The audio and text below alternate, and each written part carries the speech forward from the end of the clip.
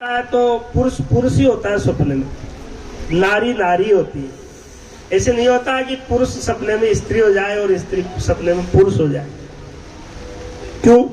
क्योंकि हमारे संस्कार इतने दृढ़ जम गए कि पुरुष सोचता है मैं पुरुष हूं और नारी सोचती है मैं नारी हूं, जबकि आत्मा में न स्त्री है, न पुरुष है, न नपुंसक है, न जायते मरते वा कदाचन। लेकिन हमारे संस्कार होने के कारण वो संस्कार हमें वैसा ही दिखाते हैं। इसलिए ये नींद एक मौत है, मौत की छोटी बहन है। जब हमारी फिर मौत आ जाएगी, शरीर छूट जाएगा, तो हमारा संस्कार हमें फिर पुरुष ही बना देगा, फिर नारी बना देगा। इसलिए इस लपड़े से छूटने के लिए, इस झगड़े से मुक्त होने के लिए आत्मज्ञान है, ब्रह्म दृष्टि है। कैसे? कि जैसे आप सपने में हरिद्वार और तमाम प्रकार की जगत दुनिया देखी, लेकिन पता लगा कि जगने के बाद खुद का शरीर ही झूठा था। असली शरीर तो चारपाई पर, अपने बेड पर, अपने रूम में सोया पड़ा था। सपने का शरीर, सपने का हरिद्वार और सपने में जितने लोग मिले, वो जगने के बाद खुद ही कह देता है आदमी कि झूठ था, क्योंकि खुद का शरीर भी झूठ था, सारी दुनिया भी सपने की झूठी थी। इसलिए सपने में जो का त्यों सब संसार दिखता है, एक वह जैसे जागृत में होता है वैसे का वैसा सपने में सब कुछ होता है। बस एक चीज नहीं होती। क्या? सपने में हमको अक्ल नहीं रहती, दिमाग नहीं रहता कि मैं नकली यहाँ हरिद्वार आ गया और असली मेरा चारपाई पर पड़ा है। यदि किसी व्यक्ति को, सोने वाले को सपने में ये ज्ञान हो जाए कि मेरा असली शरीर तो चारपाई पर मेरे मकान में पड़ा है और मैं सपने में नकली आया हूं, तो कुत्ता काटने पर रोएगा नहीं, वो सोचता नकली शरीर। लुटेरा लूटने के बाद वो रोएगा नहीं, क्योंकि वो सोचता है तो नकली है, असली तो सपने में पड़ा है, असली पैसा मेरा बैंक में पड़ा है। शादी होने के बाद इतना फूलेगा नहीं सपने की शादी के बाद, क्योंकि वो जानता है कि शरीर नकली है, ये पत्नी भी नकली है। और यदि आपको कोई भयंकर रोग हो गया तो आप पछताओगे नहीं, क्योंकि आपको मालूम है असली शरीर खाट में पड़ा है, ये नकली शरीर है, इसमें कुछ भी हो। इसलिए कभी कभी साधु संतों को भी सपना आ जाता है और उठ करके वो निश्चिंत रहते हैं, क्योंकि किसी को पता नहीं सपने में क्या देख लिया उन्होंने। और दुष्टों को भी अच्छा सपना आ जाता है, वो भी निश्चिंत रहते हैं, क्योंकि उनको कोई डर नहीं है, क्योंकि किसी ने देखा नहीं सपने में खुद के अलावा और कौन था वहां। तो यह ब्रह्म दृष्टि है कि पूरा सपना जितना दिखा था वो सब नकली था, लेकिन सपने को देखने वाला जो था वो साक्षी आत्मा था, वो आत्मा ही परमात्मा है। ऐसा अनुभव यह ब्रह्म दृष्टि है। इसलिए महात्माओं ने सपने को कहा जग है सपना की सी माया, ये सपनावत है। रामायण में आता है, सपने में सिर छेदे कोई, दिन जागे ब्रह्म दूर नहीं होई, यही प्रत्यक्ष प्रमाण, ज्ञान मिल होता नहीं कल्याण। मतलब सपना में आपका यदि कोई गर्दन काटे तो आप रोओगे, मतलब दुख करोगे। यदि आपको ये पता लग जाए कि ये शरीर तो काट रहा है, जिसकी गर्दन, ये तो नकली शरीर है और नकली डाकू है, मेरा असली शरीर तो चारपाई पर पड़ा है, तो आप फिर रोओगे नहीं। जगने के बाद पता लगता है कि स्वप्न बिल्कुल झूठ था। ऐसे ही ये संसार भी स्वप्न की तरह है। जैसे एक दिन माँ की गोद में हम भी खेलते थे, लेकिन वो शरीर का रंग बदल गया। फिर एक दिन स्कूल गए, विद्यार्थी बने, हमारा भी शरीर था, लेकिन वो रंग बदल गया। फिर एक दिन दूल्हा दुल्हन बने, उस दिन भी शरीर था, लेकिन वो समय चला गया, शरीर बदल गया। फिर आज वानप्रस्थ में है कोई भाई, तो वो शरीर बदल गया। अब संन्यास में जाएंगे, वृद्धाश्रम वृद्धावस्था आएगी, शरीर पलटेगा, शरीर पलट जाएगा, लेकिन आपका बालकपन में जो ज्ञान था, जो मन था, वो जो विद्यार्थी जीवन में, स्टूडेंट लाइफ में जो मन और आत्मा था, जो दूल्हा दुल्हन के टाइम पर आपका मन और आत्मा था, और जो बुढ़ापे में मन और आत्मा है वो एक ही है। शरीर का रंग बदल गया, मन और आत्मा वो के वही है। इसलिए बूढ़े बूढ़े लोग भी क्या है, पुराने मन से बातें करते रहते हैं, क्यों? शरीर तो काम करता नहीं, बदल गया, लेकिन पुराना मन तो वही है। वो कहते हम जवानी में ये करते थे, हम ऐसा करते थे, हमने ये सब व्यापार किया था, हमने इसे परिवार पाला था, अरे हमने इस स्ट्रक्चर खड़ा किया। शरीर बूढ़ा हो गया लेकिन मन वही है, इसलिए जवानी की बातें वो लोगों को बताते हैं। और बहुत सारे लोगों का तो बुढ़ापा ही इसलिए खराब हो गया, कोई सुनता ही नहीं, उनको जबरदस्ती सुनाते हैं। अब कोई सुनना ही नहीं चाहता। आपने जवानी में क्या कर लिया, इसका आज वाले बच्चों को उसकी जरूरत क्या है? इसलिए बुढ़ापे में बिना किसी के सलाह मांगे सलाह नहीं देना ही बुढ़ापा का सुधार है। बुढ़ापे में किसी को सलाह देनी नहीं चाहिए। वो 7 बार पूछे कि दादाजी बताओ, ताऊ जी बताओ, चाचा जी बताओ, पापा जी बताओ, तो बोले तू सुनेगा क्या मेरी बात? कहा तो सुन दे।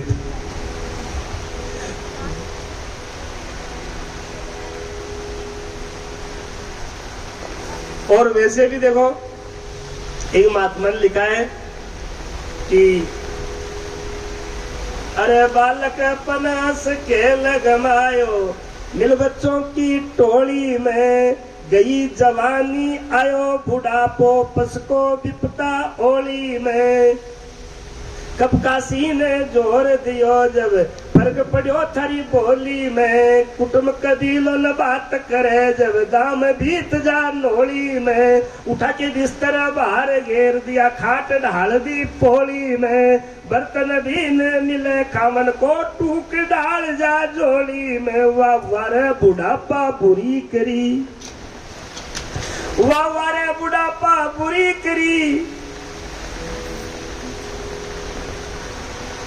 मारी बेटी सारी मरोड़ी ने, जवानी के बाद 10 बार शीशो देगे एक बार दिन में, तो बुढ़ापा में कितना बार शीशो देगे? वाह वारे बुढ़ापा बुरी करी, मारी बेटी सारी मरोड़ी ने। गयो देश विदेश ही दौड़ी ने, धन कर लूं लाख करोड़ी ने। नहीं मूर्ख ममता छोड़ी ने, जग जीवड़ला मानुष तने पायो रे कारज सूखी दो। आंख में तनेगा जाला, नाक से बहेगा नाला, लाठी से पड़ेगा पाला जरा जिंदगानी में। खड़े खड़े वस्त्र में करोगे मल मूत्र त्याग, और पड़े पड़े थूकते रहोगे पीक दानी में। भक्ति क्या करोगे जब शक्ति न होगी तब, राम नाम निश्चय न तुम्हारी बंदबानी में। याते योग भोग भोगते और योगते भी योग करे, भजन करिए न भगवान का यारो बड़ी जवानी में। कुछ लोगों की सोच है बुढ़ापा में करेंगे, लेकिन बुढ़ापा किसने देखा? या तो जवान जवान गए, या तो बालक भी जाते हैं, या तो वानप्रस्थ वाले भी जाते हैं। एक आवे एक जात है यहाँ पर ऐसी रीत, बहुते बाजी हार चले कोई जावे, बिरला जीत सकी इस आंगनिया में। ये कई खेला कई खेल सी, कई खेल सिदाया। उठी जाग मुसाफिर, देख जरा ये कूच की नौबत बाज रही। अरे सोवत सोवत बीत गई, सब रात तुझे प्रभात वही। तेरे संग के साथी लाद गए, तेरे नैनों में नींद विराज रही। उठ जाग मुसाफिर, देख जरा ये कूच की नौबत बाज रही। ऊपर मौत करकड़िया मान रही है, पता नहीं कब उठा ले। इसलिए पुण्य अच्छे काम में देरी नहीं करनी चाहिए। काल करे सो आज कर, आज करे सो अब, पल में प्रलय हो जाएगी बहुरी करेगो कब। तो हमको सब काम करते हुए, ये मनुष्य जन्म में सबका धर्मों को पालते हुए, हमें हमारा एक ये भी धर्म बनता है कि ये शरीर छूटे उससे पहले आत्मा क्या है, जीव क्या है, ईश्वर क्या है, बंध क्या है, मोक्ष क्या है, परम गति क्या है। और ये जो भगवान कृष्ण ने गीता सुनाई वो क्या है? न जायते मृत्य वा कदाचन नैनवांशो जीव लोके जीभू सनातने। भगवान कृष्ण ने कहा कि इस मेरे परम ज्ञान को प्राप्त होने के बाद ये जीव फिर दुखी नहीं रहेगा। और अर्जुन ने फिर इतना बड़ा भारी युद्ध किया और कितने लोगों को मारा। आपने भागवत जी सुनी होगी, उसमें कहते हैं 56 कोटि यदुवंशी एरा नाम की घास से वरुणी नाम की शराब पी करके लड़के मर गए भाई भाई। तो जब 56 करोड़ लड़के मर गए तो अर्जुन 1-2 करोड़ को तो मार दिया होगा, बल्कि अर्जुन ने तो कहा दादाजी है तो मार दो, ताऊ जी है तो मार दो, चाचा जी है तो मार दो, भाई है तो मार दो, संबंधी रिश्तेदार। अर्जुन ने कितने लोगों को मारा। पर मैं आप लोगों से एक निवेदन करूं कि आप किसी बड़े से बड़े विद्वान को पूछ लेना, या बड़े से बड़े किसी ज्ञानी को पूछ लेना, या आप गीता पढ़ लेना, या आप लोगों में पढ़े लिखे सुने भी होंगे, अर्जुन को किसी भी शास्त्र में पापी लिखा होता। जबकि उन्होंने दादाजी को मारा, अर्जुन को तो नरक में भी ठोर नहीं मिलनी चाहिए और मारा भी बुरी गति से। लेकिन अर्जुन ने जो कुछ किया उसके लिए अर्जुन को कहीं भी पापी नहीं लिखा कि अर्जुन पापी था। क्यों? क्योंकि उन्होंने अपने गुरु, अपने भगवान की आज्ञा से उन्होंने कर्म किया। और जो भगवान की आज्ञा से, गुरु की आज्ञा से, इसलिए तो किसी ने लिखा ना, गुरु बिन माला फेरता, गुरु बिन करता दान, उनके दान हराम है, कहता वेद पुराण।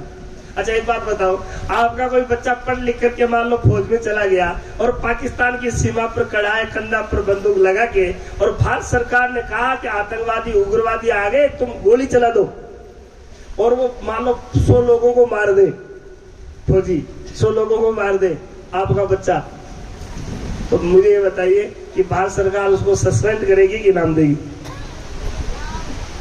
हाँ, जोरदार आवाज आएगी, ताली बजाओ। उसको इनाम मिलेगी। मैं कहना ये चाहता हूं कि आदमी मारवा की भी इनाम मिलती है, इंसानों को मारने का भी इनाम सो नहीं। 1000 को भी मार दे ऐसे लोगों को तो भारत सरकार उसका प्रमोशन करेगी, बोनस और तनख्वाह बढ़ाएगी, पद बढ़ाएगी, प्रतिष्ठा बढ़ाएगी, वैभव बढ़ाएगी, उसके स्टार बढ़ जाएंगे। और यदि कोई अभिनंदन है तो पूरा भारत के लोग उसकी जय जयकार भी करेंगे। लेकिन एक बात बताओ, गौर से सुनना, ध्यान से सुनना, वही फौजी और वही बंदूक मान लो मन मर्जी एक भी आदमी को मार दे तो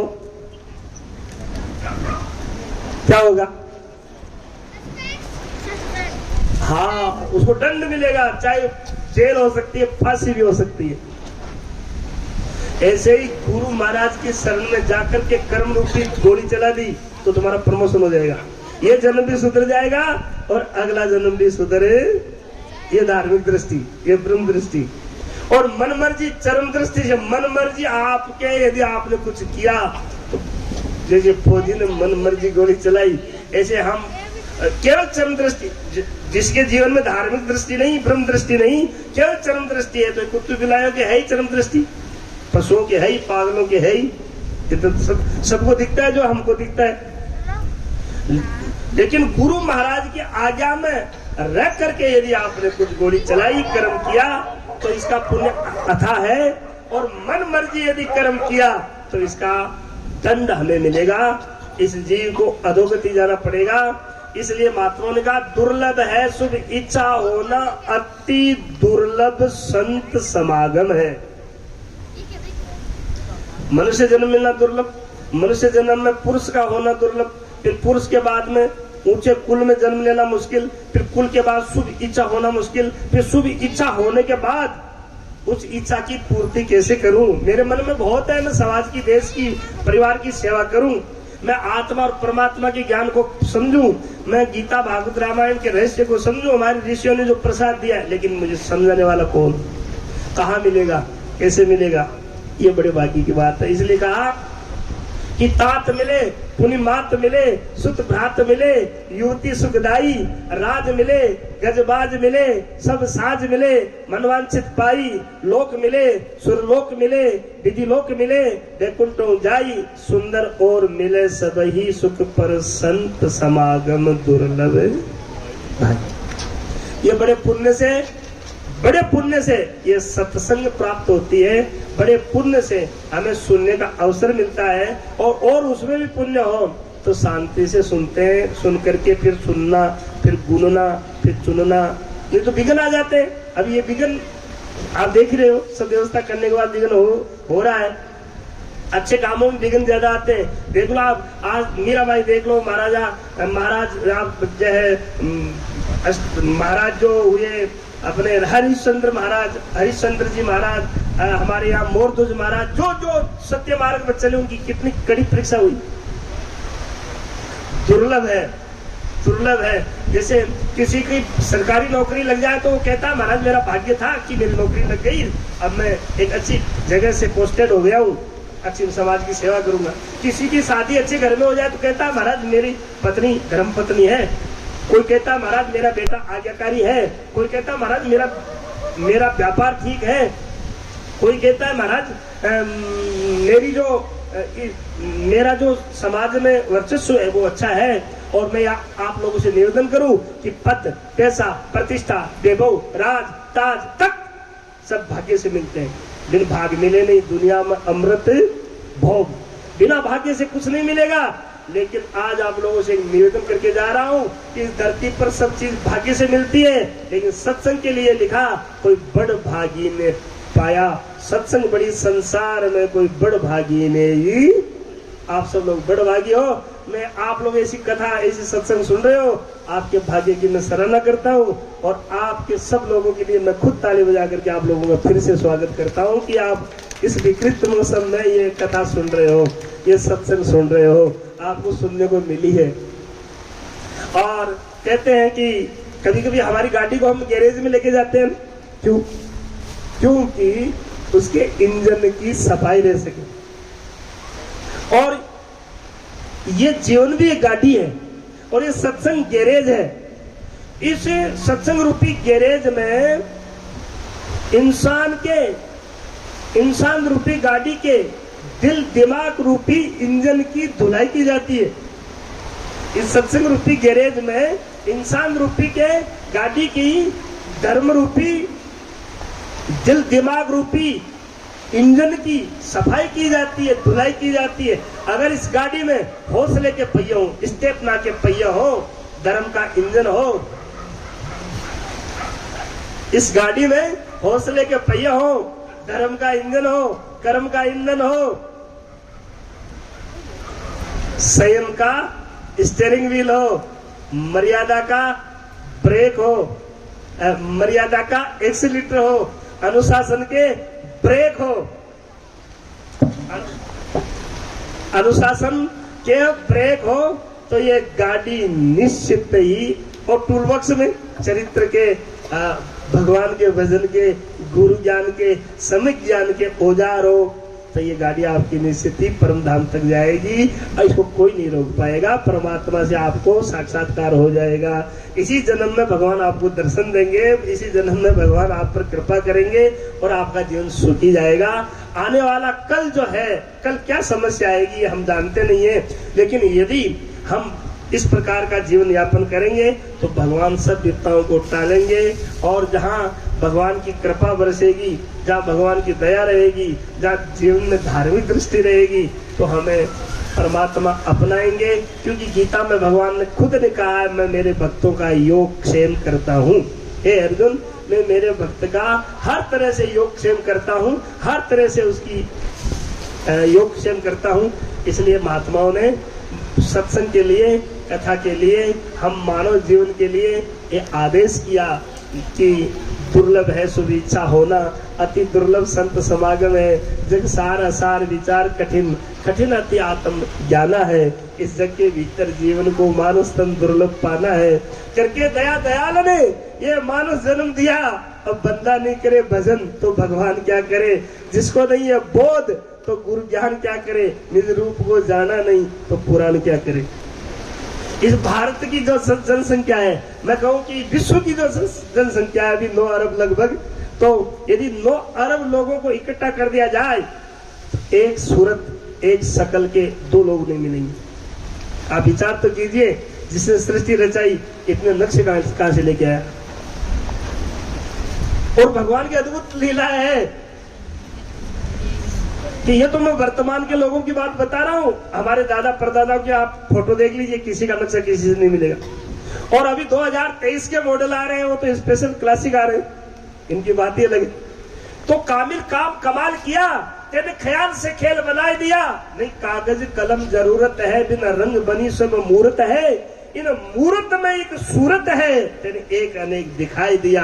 अरे कामिल काम कमाल किया, तेने ख्याल से खेल बनाए दिया। कुमार मटका बनाता है, वो कभी डिलीवरी होकर के मटकी नहीं निकलती, कलश नहीं निकलता, ढकनी नहीं निकलती, दीपक नहीं निकलता। लेकिन भगवान ने एक नारी और पुरुष बनाया, बहुत ही पुरुष रचे बहु नारी, एक अनेक दिखारी रे, रचना से रचना उपजावे न्यारी न्यारी रे, अजब खिलारी रे, वो कर रही हो लीला भारी रे, अजब खिलारी। भगवान की लीला अपार है। चैन सिस्टम बना दिया, पिता से बेटा, बेटा से पोता, पोता से परपोत्र, परपोत्र षटपोत्र, खडपोत्र, एक चैन सिस्टम भगवान ने बना दिया। हे प्रभु तेरी लीला अपार है।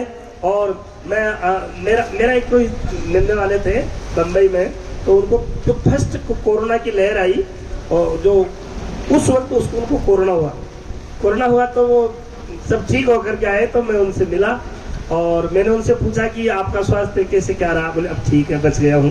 मैंने कहा आप कितने दिन हॉस्पिटल में रह के आए। बोले 1 महीना 6 दिन। मैंने कहा कितना खर्च हो गया। बोले 90 लाख। 90 लाख? तो उन्होंने कहा हाँ।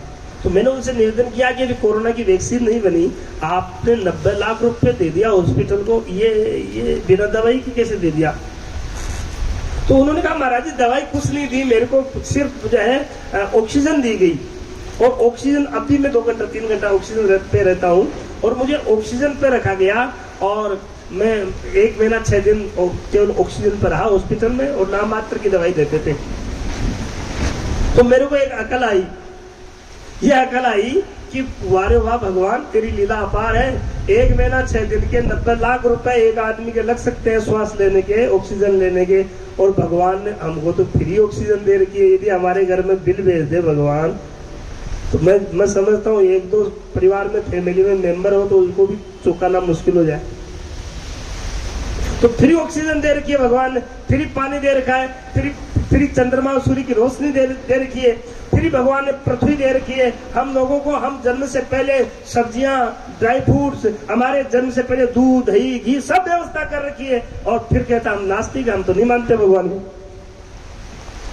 मुझे तो ये समझ में आता है कि शायद उनका दिमाग अभी उनको आगरा दिखाना चाहिए। जो लोग ऐसे कहते हैं हम भगवान को नहीं मानते हैं, उनको भगवान को नहीं मानते। भगवान ने इतनी सारी व्यवस्था करी, हम लोगों को सब की है, सुविधा दी है। इसलिए महात्मा ने कहा ईश्वर की महिमा गाय थके नहीं पावत कोई जन पारा है, मन एक गिरा क्या गान करे मुख शस्त्र जीवा कई हारा है। ब्रह्मादि की वेद बनाए थके, विष्णु धरधर अवतारा है, शिव शेष गणेश धनेश थके सब कहता पारा पारा है। ईश्वर की महिमा गाय थके नहीं पावत कोई जन पारा है। मैंने क्या बोला, ये ज्यादा महत्वपूर्ण नहीं है, आप लोगों ने क्या सुना ये महत्वपूर्ण है। कभी आप केला खाते हो रे तो छिलका उतार देते हो, गिरी गिरी खाते हो। कभी चीकू खाते हो तो उसमें से वो निकाल देते हो गुठली और गिरी गिरी खाते हो। कभी आप पपीता खाते हो तो बीज निकाल देते हो और उसमें छिलका उतार देते हो, गिरी गिरी खाते हो। लेकिन जिंदगी में कभी अंगूर खाया हो तो कुछ उतरेगा? हाँ जी, अंगूर को जो का त्यों ही खाना पड़ता है। इसलिए मैंने छोटे अंगूर आपको परोसे, आपने इस विकृत मौसम में बहुत प्रेम के साथ जीवे। मैं समय की भी समय की अवधि से हम सब लोग बंधे हुए हैं। आप लोगों की प्रसाद महाप्रसाद तैयार है। आप लोग एक बार हम भगवान की आरती करेंगे और फिर जो है आप प्रसाद जिनके पधारिए। आज तो बानगी है, आज तो थोड़ा क्या कहना चाहिए टेलर है। कभी मौका लगेगा, कभी कथा सुनाएंगे, कभी भागवत करेंगे या कोई कुछ कथा सुनाएंगे और आपको सुनाएंगे। आज तो शुरुआत है, फिर कभी सुनाएंगे। मेरी भाषा मेरी वाणी तो आपको